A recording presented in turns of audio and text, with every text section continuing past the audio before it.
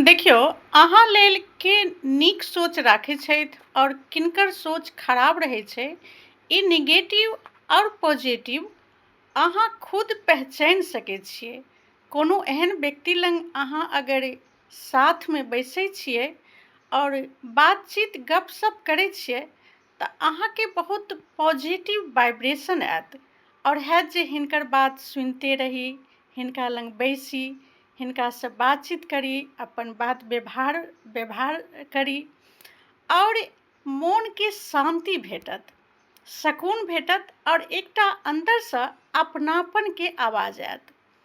लेकिन किनको जिनकर निगेटिव वाइब्रेशन छनि हुनका लग अगर अहाँ बैसबै, भले ओ मीठ मीठ बात करता लेकिन अहाँके अन्दरसँ ओतेक ज़्यादा लगाव या ओतेक ज़्यादा हुनकर अटैचमेंट नहि रहै छै, एहि दुआरे जे हुनकर निगेटिव वाइब्रेशन, निगेटिव सोच अहाँके ऊपर ओ एकटा प्रभाव डालै छै।